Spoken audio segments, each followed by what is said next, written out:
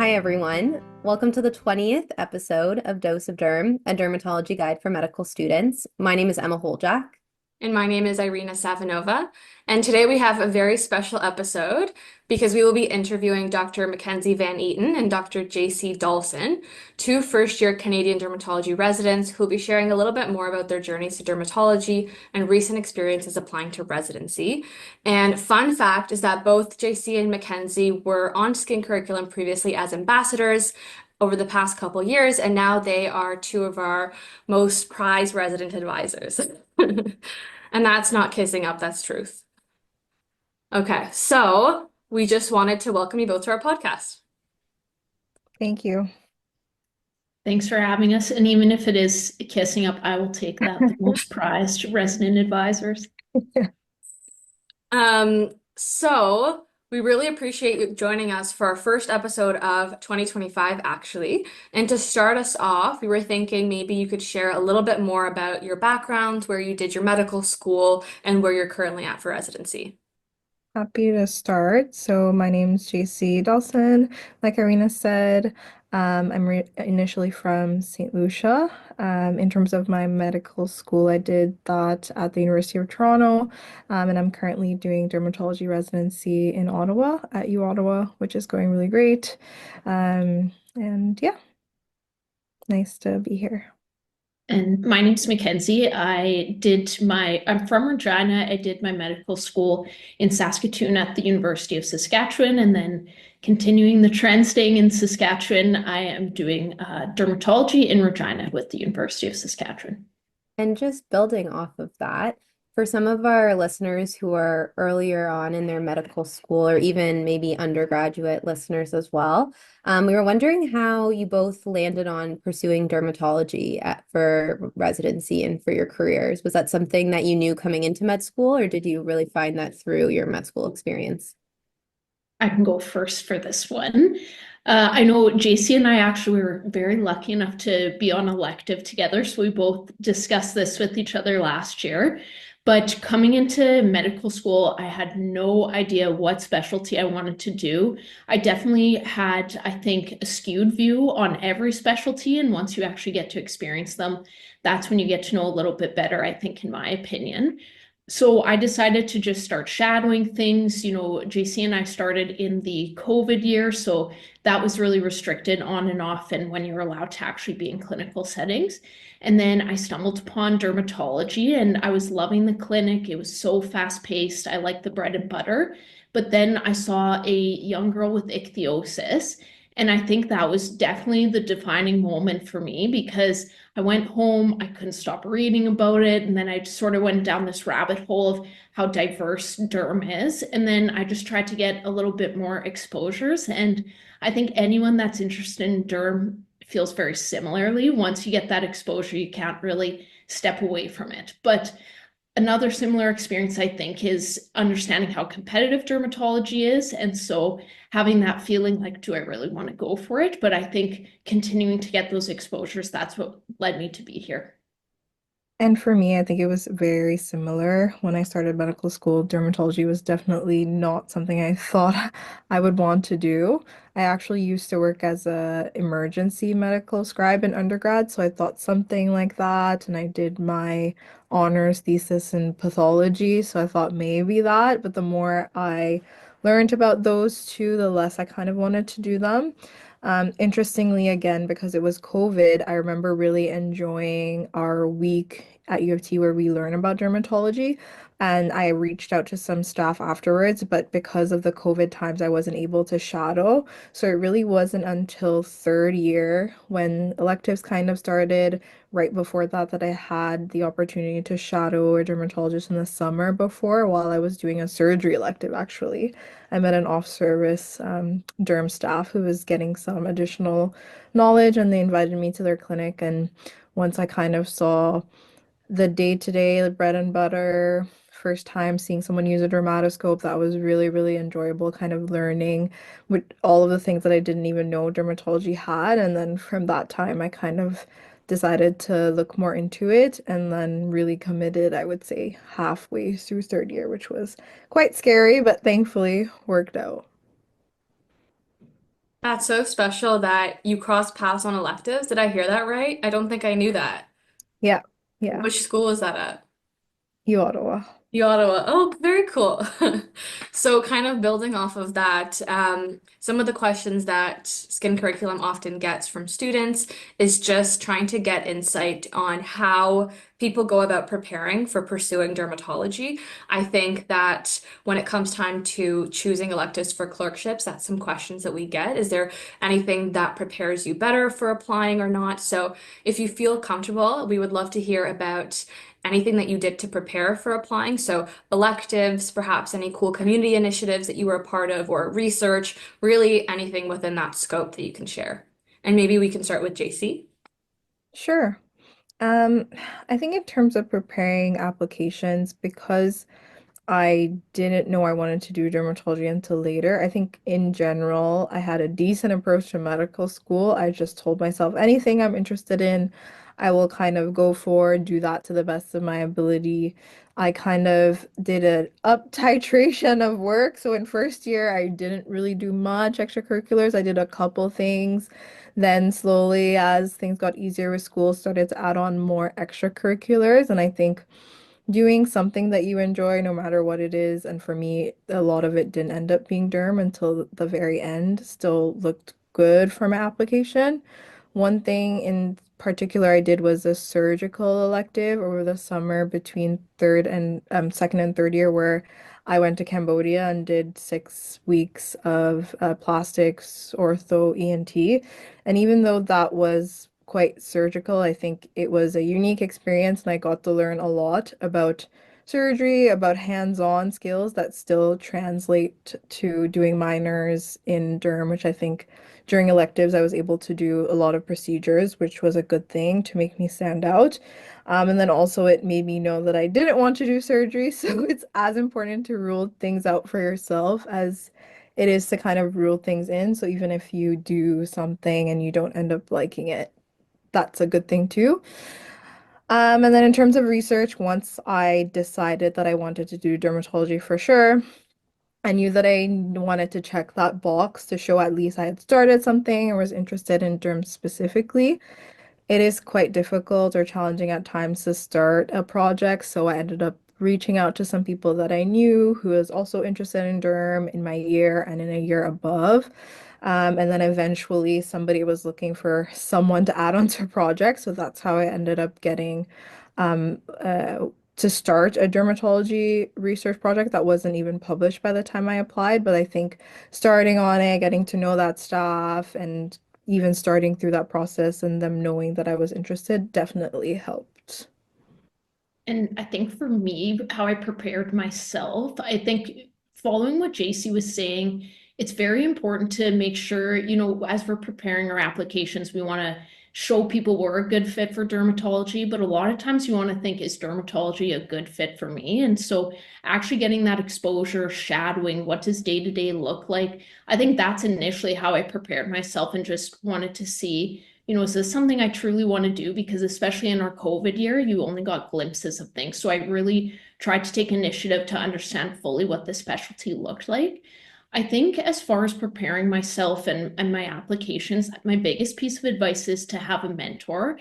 And sometimes that's not always possible, especially as someone coming from Saskatchewan, very underserviced. There's not a lot of dermatologists here to start with. And so maybe some listeners feel like that's the case for them as well.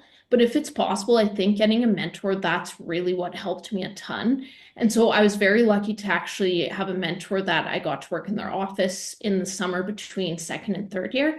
So I did research with them, but also spent 3 months in the office. So I sort of ticked off a couple of things there. Definitely got a lot of exposure that I got to understand what a career would actually look like. So I think if mentorship is available to you, that is a really good avenue to prepare yourself. And then also just to prepare for electives in general. I think reading around cases is great. And then also sometimes I would say being creative with your electives.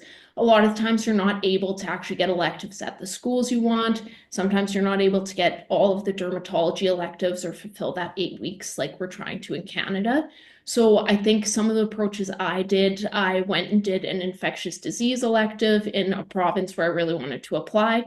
Ended up meeting the program director there just by happenstance. It was probably the most expensive 2 minutes of my life, but I think that I got invited to half day. It showed that I wanted to be there. And so I know that sometimes these electives don't work out how you want. So you can sort of try to find ways around to still show you're interested or check out a place that you want to apply. And even doing things like derm path, plastic surgery, stuff like that. So I think maybe my approach to prepare for dermatology, prepare for electives was coming from a place where there's not a ton of opportunity, just being a little bit more creative. And then I'm sure, and I know from the past episodes, there's been tons of advice on research and trying to get involved in extracurriculars. And I think no matter what specialty you're applying to, that's a really good thing to do as well. Thank you so much for both of your perspectives. I think it's really special to hear kind of the parallels in your stories. And to echo what you said in terms of acquiring electives, I think despite my year being the year after COVID or after yours, I don't think it was that much easier. And we were all really anxious about getting the dermatology electives that everybody want. But I agree with you in exploring things you haven't explored because some of the schools that don't even have dermatology programs had some of my most rewarding elective experiences, and they were like completely out of pocket electives, which I loved and enjoyed anyways. So I think I echo what you said in that sense. And mentorship wise as well, I think that sometimes it can be intimidating to figure out who can be a mentor who's at the attending level. So even reaching out to a senior medical student at your school who might be able to mentor you from that end and then connect you with their mentor has been helpful, I think. I think it's less intimidating to definitely reach out to someone who is maybe a year or two older than you, if that is something that you're worried about. I'm not sure if you feel the same or had a similar experience. Definitely. Yeah. No, I think that's great advice. And even Jaycie, what you said about, reaching out to a medical student in your year, the year above, to try to see what opportunities there are, I think that's a really good way to go about it too. Yeah, and it's better to be collaborative in general. That ended up working out for me. So, uh, do what you need to do, find your social networks, and just be kind to people. And usually it may end up in an actual opportunity. And in terms of electives, ironically, I didn't end up getting a UOttawa elective initially. So I was persistent. I sent a nice email saying that I still really wanted to go. And I just kept checking the website, and I think eventually somebody canceled and there was a spot. So sometimes you may feel very discouraged if you don't see an elective initially, and not always is a spot open, but it might. So just keep being persistent, but not um, uh, just be keeping persistent, and then see if you can get an elective still a bit later, because it might happen like it did for me. Really great advice. I actually only later did I see that on that AFMC website, there's some programs that say if you want an elective here, email us. Like our electives aren't posted on the portal. And so that's another tip is that if you really want an elective, check out the university website first, because sometimes you might be able to get one, just not through the portal exactly. All right, Emma, bring us on to the next question. For sure. But I'm learning so many good tips for me going into elective season. So that was great. But since we have both of you doing your residencies at different schools, we wanted to know a little bit more about what your programs have been like so far in first year. We've heard a lot about potentially some like off-service time with derm, especially in the first year or so. So we were wondering about what your experience has been so far and how you've been finding residency. I can start this one. I think anyone that knows about the University of Saskatchewan program knows that I'm in a very unique position because I am the only resident right now in Saskatchewan, because our seat used to be out of province. And so now we're doing the full 5 years here. So essentially, though, what I'm experiencing is lots of off-service time, lots of internal medicine, subspecialties like infectious disease and rheumatology, and then lots of CTU or some programs call them M2, I believe. And so lots of opportunity to see a lot of things, but in the same breath, you're switching every 4 weeks trying to do something new. And so it definitely is a steep learning curve as a resident, but so far it's been really great. And then when you get to go back to your dermatology, 4 weeks in between all this off service, it feels pretty nice too. And I would definitely like to echo what Mackenzie said in terms of the 4 weeks feel great in between. So I've done 2 sets of 4 weeks of dermatology so far. And similarly, I've done infectious disease, rheumatology, a block of CTU. What's a little bit different, I guess, for UOttawa this year is we do have one block of family medicine. So I was able to do that, which I found quite useful because a lot of primary care dermatology is seen there before referrals get sent to derm. So that was quite interesting. And currently I'm doing plastic surgery right now and getting the opportunity to do a little bit more hands-on and some wide local excisions for melanomas today, which is pretty good. I'm enjoying it. Um, it is a little bit sad when most of your year, I think total it's 9 months of off service this year. But I feel like I'm learning a lot, steep learning curve as well, but I feel pretty well supported. And it's always nice when we have our Thursday half days to kind of go back and see everybody else in the program and learn a little bit more dermatology. I guess that's fair enough that you probably don't overlap as much with your co-residents this year, or not for you, Mackenzie, but for JC, yeah. So it probably increases eventually, but Yeah. um, got it. Would you say that there's anything about residency that you didn't expect? I think that maybe a lot of things, maybe nothing. Is there something that you weren't sure about? Hmm. Let's see. I don't know if I had very many expectations, to be honest, other than a little bit more like responsibility, I guess. I would say that maybe I didn't expect the responsibility to quite differ based on the specialty. So for example, with plastic surgery, I would say I have a lot less autonomy, which makes sense when you really think about it, versus some other rotations like family medicine, where I would see patients by myself some days and discharge them without anybody else seeing them. And so that kind of level of autonomy moving every 4 weeks is sometimes a bit jarring. But that's been going okay. I think the first week I always say is just to learn what I need to learn, and then after that, I can kind of know how to function within the new environment that you're put in. That's fair. That's fair.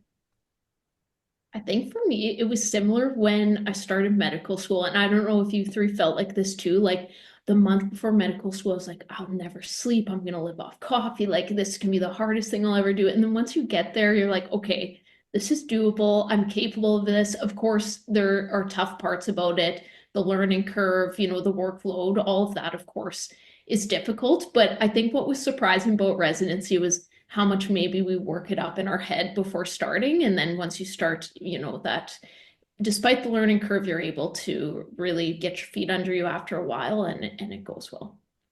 Well, that's reassuring to hear. I think it has been built up a little bit that you like don't have time to yourself but I think it's better to build it up and then be pleasantly surprised. Right. Rather than disappoint Yeah. yourself by Keep downplaying telling it. me, keep telling me about how hard it is. It's better than you think. Okay. And I think too, I actually was just speaking to some med students at the hospital today, just in the break room. And I said that once you're past CaRMS, that's such an anxiety provoking year. Fourth year is really tough. And so I think once you take that element out of it where you're matched, you know where you are, I think that stress that goes away, it's very nice to focus on the medicine part afterwards.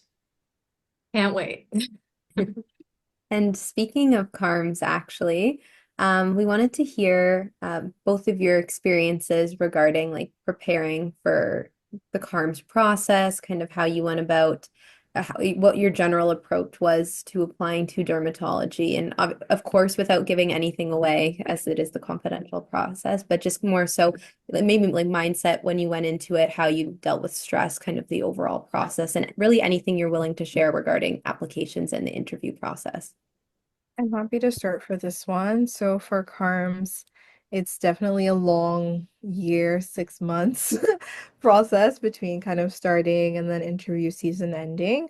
For me, in the beginning, I kind of just got my laptop out, had a large document, and basically just wrote in anything that I kind of needed to know.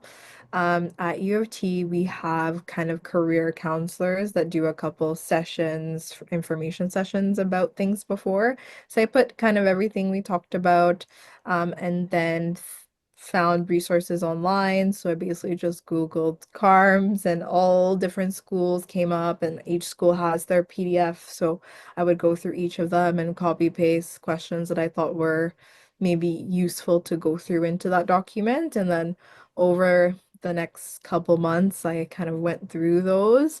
In terms of essays, I think that was, which is like past now, but I'll just do like a quick overview. Um, I kind of went to iterative process. I started with the longest essay, the 1,000 word one, wrote as much as I could, and then kind of went from there, piecing it together or apart.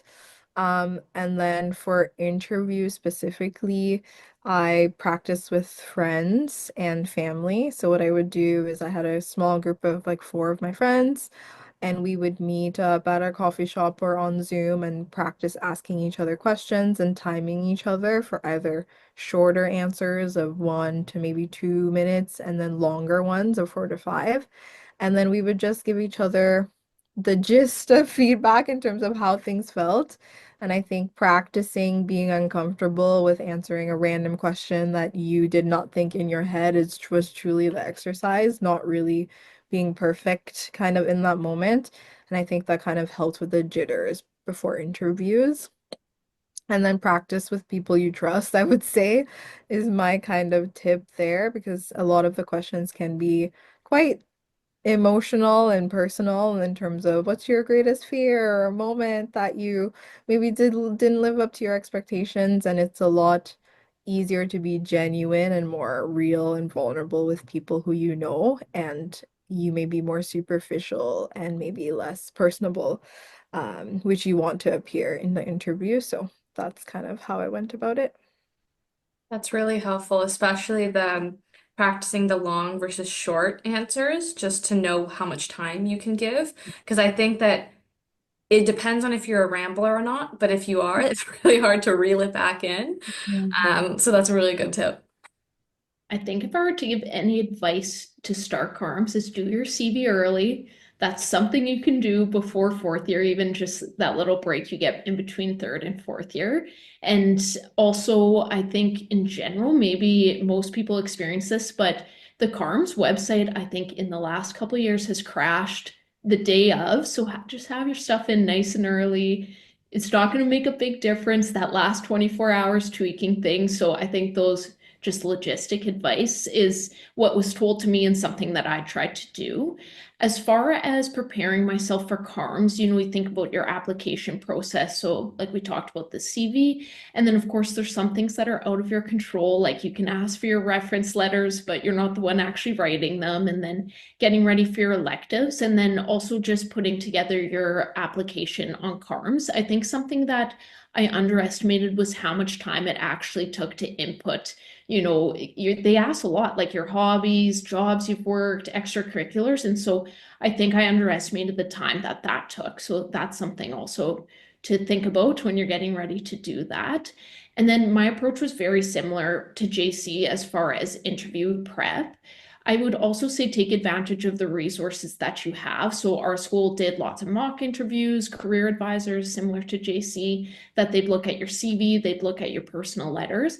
And then I had my sister read all of my personal letters, and bless her, because that is so much work. But I felt like having someone outside of medicine read them gave me a good perspective and reeled me back in sometimes that what I was talking about made no sense to anyone else. So that was really helpful. And I thought that was really nice for her to do that for me.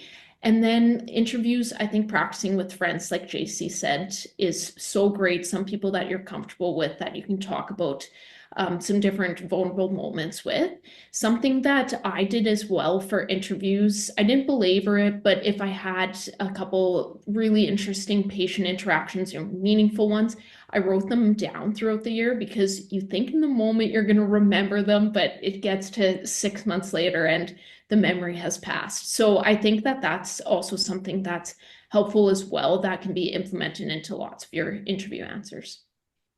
That's so helpful. Thank you. And I feel like family can be the hardest on you when you're showing them. I didn't even want to show mine. I just couldn't take that vulnerability. Um, Actually, speaking of vulnerability, I was wondering, kind of going along the lines of showing your personality and your vulnerability through Zoom, did you have any advice on how to kind of get yourself to shine through the camera, which can be a kind of a challenge? That's a really good question. And I think it's something that's hard to do but comes with practice. I think if you practice on Zoom with your friends, they know you very well. And mine were very upfront with me and like telling me, how you're coming off in a certain way. And I think that can be helpful.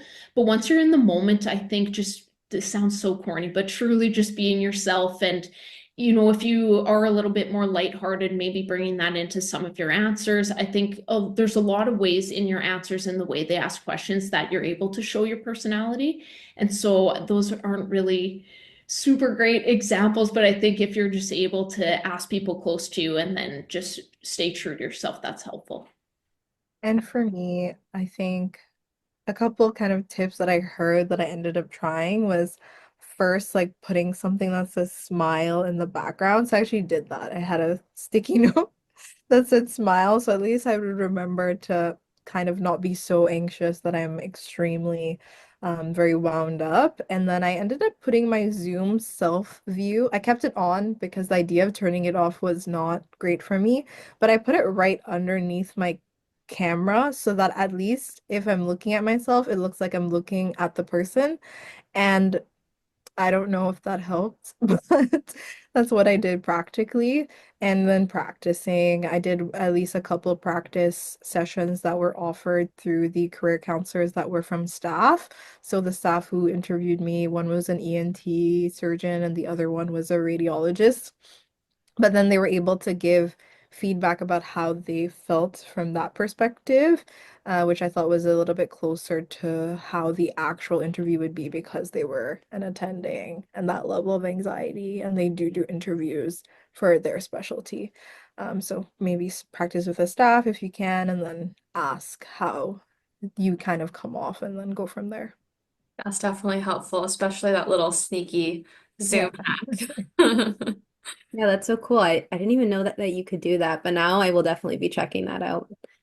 One of the other questions we wanted to ask you about, and all the students currently applying to residency are probably also wondering, what did you both do in the time following interviews prior to when the match came out? Was that off for you as part of your school, or were you still working hard in the hospital, having to do things like that? For me, at least for University of Saskatchewan, we still had a little bit of elective time left after interviews and then also a break. So I decided to do an obs-gyn elective because I thought I will never deliver a baby ever again in my life, but you kind of forget how hard the call is too. So it just depends what you want to do if you have that time left over. But I took it as an opportunity to do something that I'll never get to do again. And then also just traveled, spent time with friends in that nice limbo period. And I think that's probably the trend. I don't know if you did something similar, Jaycie. Yeah, so we had a bit of time off, but it was very little, like say a week, and then we had selectives. So basically there was a maximum amount of time, but I didn't have to completely fill it. So one week I did nothing, and then for the other weeks I did 2 weeks of family derm with a staff who I'd actually worked with before. So that was really great. She basically let me see what I want, and I was with her when I heard about the match. I was not very anxious about it.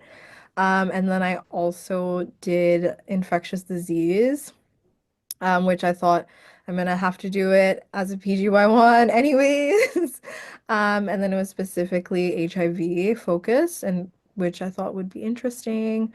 And I had a really good time. I did it with one of my friends at the same time, so it was nice to work with a colleague. And then my staff was great. So those are the two that I did. And then otherwise, I had more time off because you don't have to study after work. And when you're done, you're kind of done. So I did a lot of just like spin with my friends and food, and drop-in dance and all of the fun things that I wanted to do with my life outside of work. It seems like you both were keeping busy, which is probably the way to go. And you mentioned something that was actually what we were hoping to kind of end the segment on before we jump into the fun rapid fire questions, which is, can you tell us a little bit about the match day? I feel like this is like one of those stories that everyone wants to hear, full of hope. Who did you find out the results with? What were your first thoughts? Or how did you celebrate after? It seems like JC might have been at school. I think we get the day off, but fair enough. But go for it. So I was not at school or work, but basically the day before you find out if you match or you don't match, but you don't find out where you match. And so we are allowed to be off work from that day at noon, and the results I think come out at noon or 11:30 or something. So I decided to still work that day, and I took the actual day off. Um, and I had the day after that day off as well. So it was like you have 2 days off, you can decide which one you want. And I was at work when I knew that I matched somewhere, so that was really exciting. And then I left and I went home, and then the next day, I literally don't remember what time everything came out, but in the morning I went to a spin class with two of my friends, one of which actually matched UOttawa as well, so that's very nice to look back and think that. And then I went home maybe only 20 minutes before the results came out, so I had no time to overthink. I took a shower, I had a chocolate bar, and I'm then I getting so sat. nervous for you. Yes, I was very nervous. So that's why I had to exercise to Yeah. get the nerves out. And then I was actually home alone that day. I considered whether to open it with friends or not, and a lot of my friends lived within like a 5 minute distance from me, but we all kind of agreed we wanted to do that by ourselves and then talk with each other afterwards and with my family as well. So then I sat kind of on my couch. I didn't open it exactly when it came out. I gave myself a few minutes and then I opened it and then saw.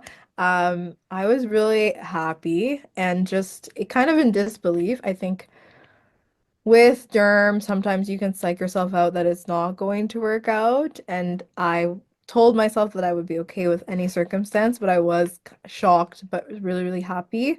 And then I called kind of all my friends. And then in terms of after the match, our school had a match party that was at a booked space that same evening. And then we had to pick up our shirts in the morning. I didn't want to be around people, so I had a friend pick my shirt up for me. And then I met with some of my friends before that. We kind of all figured out at that time where we all matched, and then we went together. So I think it was really good. It was really stressful day and a lot of nerves going up to it. And honestly, sometimes I think about it a little anticlimactic because you're so anxious. But I think I took the time to enjoy it and had a really good time, and I'm happy that it came favorably for me.